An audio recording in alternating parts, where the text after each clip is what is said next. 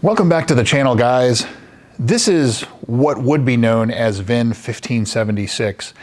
And a lot of this is going to be more as a learning lesson than anything else. And the reason I say that, so this is a 2016 083, which is ultra white with LA30 red interior. Keep that in mind because that's important to this story. So someone had reached out to me via email a couple weeks ago and said, hey, I'm getting ready to sell my car. You know, I get quite a few emails like that, which is great, but I'm getting ready to sell it. Here's the VIN. And he provides me the VIN. Here's the VIN right here. And immediately I was set off. Wait a minute, that's not a GSF VIN. So all of the GSF VINs worldwide, except Japan, they have a 6-digit number at the end. I always use 4 digits because there's only 4 digits worth of them produced. But it goes from 000, 106 or 137. Both of those, the first production car is 000137, and it goes to 003257. That is the last GSF that was produced for the US 49 or North America. There are some in Japan, but Japan has a different VIN sequence, and so they had their own sequence for these cars, so I don't apply that to this. So between 106 3257, that is the VIN. This started with 106,000. So I do my usual things. I email them back and I say, hey, I don't think that's a GSF VIN, but I'll go ahead and run the Carfax and everything. I ran a Carfax and an auto check, and it comes up and it pulls it up as a Lexus GS. It doesn't say GSF, it just says Lexus GS. Very unusual, but it starts in the middle of 2025. There's no pre-titling events, no anything else like that. It just starts the history in 2025. Now, the owner said that he bought it from somebody who said they imported it from Russia. And there were some of these cars that went to Russia. There's about 18 of them, I believe. So I was looking on my GSF spreadsheet for European left-hand drive cars that went to Russia, and there's like 18 of them. White with red interior for a 2016, didn't see any. So another red flag. So I email him back and I say, let's send me some photos of your car so I can see, because like European cars, they have windshield washers and they have rear fog lights and things like that that are unique only to European market cars. And this car, he sent me photos, it didn't have any of that. And I said, okay, send me some photos of the VINs. And so there's, unfortunately on the GSF and the 4th gen GS, they're only listed in 3 locations.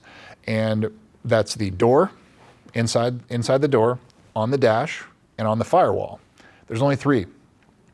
So he sends me those photos, and immediately I knew something was off because the firewall, it's purposely done this way. It's very shallow how they etch the VIN on the firewall, because if it's ever painted over, it'll be very obvious. If it's ever covered up, anything like that, it's obvious what was going on. It's also the body color. The original body color should be white. Well, you can see in the photos here, it's black and it's covered over. And so he pulled it back a little bit. I can't tell if it was just sanded off and painted or if it was completely cut out and redone, but it's missing. That's another red flag. So the other thing, so the other 2 VINs, they matched each other. They didn't match anything else as to a GSF VIN. But that VIN, I ran a Russian Carfax equivalent, and their records are pretty poor over there. But I ran a Carfax or the equivalent over there, and it comes back as a Lexus GS200T, or sometimes a 300, depending on which system I was using. But I spent like 20 euros trying to get all of this information over there. And it just shows up as a 2016 Lexus GS. But again, GS200, GS300, which the US didn't get, but it's basically a Lexus GS. And so that matches, but it had no history, no registration, anything like that. So then I move and I look on Import Genius and some of the others for both this VIN, and I'll get into the original VIN too. But I was searching Import Genius for import records for the VIN, because anytime a car is imported or exported from the US, generally you're going to be able to find that VIN on public record, and there was nothing on this car. And so that tells me that it was probably not a Russian import. The VIN may have been, but the car itself was not. So the owner, I spent a good deal of time talking to the owner, and what I finally decided on was, okay, let's try and see if it maybe still has the original engine in it, because I have on my spreadsheet, I have the GSF engine numbers on most of them, not all of them. So the next step was I asked the owner to send me a photo of the engine number. So you pull the upper intake cover off, and there's a black and white sticker on the intake manifold, and show me a picture of that number. He sent me a photo of the number. Here it is right here. And on the latest version of my spreadsheet, I haven't released it to the public yet, I've got the engine numbers that are reported when they left the factory. I don't have all of them yet, that's why I haven't released it yet, but there's a range, and they don't go in order. So like, you know, engine number 3566, the very next car didn't have 3567. Sometimes it jumped 50 or went back 20 or something like that, but I could at least get kind of a range based on that number he gave me. And if it wasn't a US car, I would figure that out too. Well, and that's assuming that the engine's original. And fortunately, in this case, I was able to locate it. And so I did a little trial and error, and I was able to locate the engine number for VIN 1576, which is a US car with 083 and LA30 red interior, so white with red. Found that, had my 2024 data. That's the last time I ran a Carfax on every single car. And so then I pulled a new Carfax and a new Epic VIN, and guess what? It was reported stolen in California in 2025. White with red interior in Daly City, I'm not sure how you say that, California. Well, that case was still open. This car, he was an innocent purchaser as far as I can tell of this car. I deal with contract law, innocent purchaser. You know, you had no notice, no prior notice that this car was stolen or anything else. But unfortunately, in this situation, the right thing to do is to give it back to the PD, let them deal with it. Because if the owner that originally owned this 1576, when it was stolen, they were paid out on insurance, the insurance company is still the legal owner of this car, not the individual that I was talking to.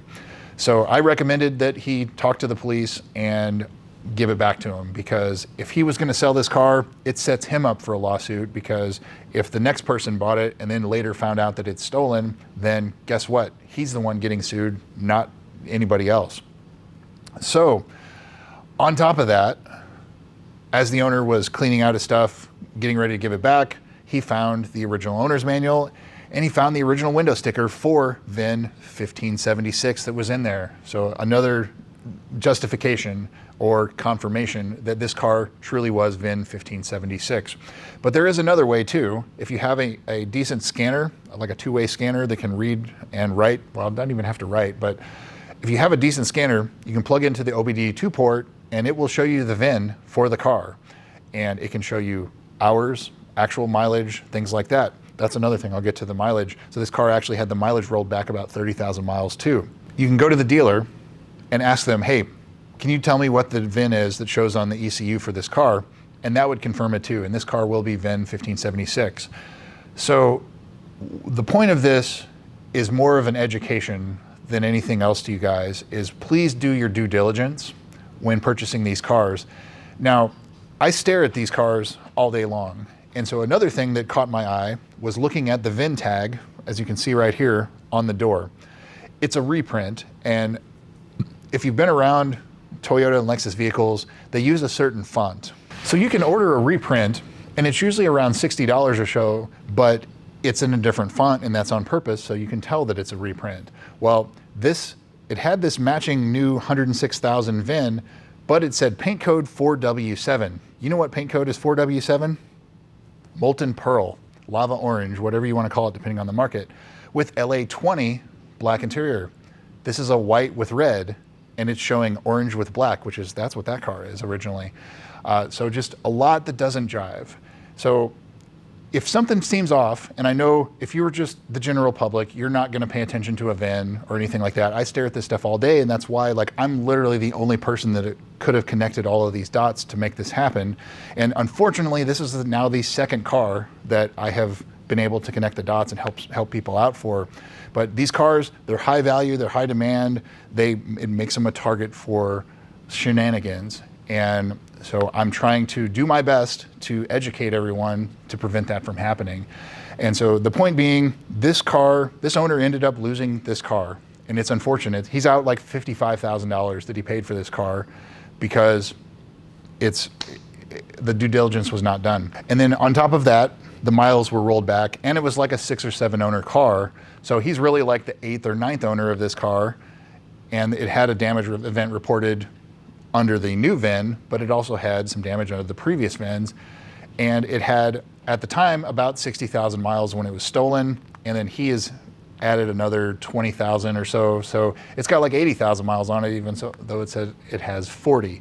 So I'm not gonna get into how that's done, but it is unfortunately fairly easy on these cars, and I hate to see that happening as well.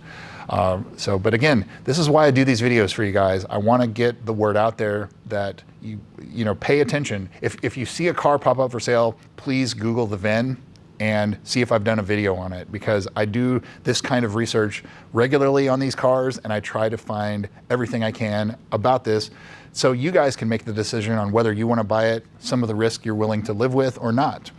And so that is one of the things that you just need to pay attention to. So again, I hate the ending for this car, the way it ended up, but it is unfortunate. And so VIN 1576, it's probably going to end up at an auction somewhere, and it will be a theft recovery title, and it's also not actual miles. So this car has really like 80,000 miles, not 40,000. So that's another thing that you're gonna have to look up when you see it pop up. Please do your due diligence. I cannot stress that enough. It is such a big issue on these cars that really all of the F cars, the RCF, the ISF, they're the same situation. And the ISF seems worse because there's so much more of that appears to be going on because they're at a cheaper price point.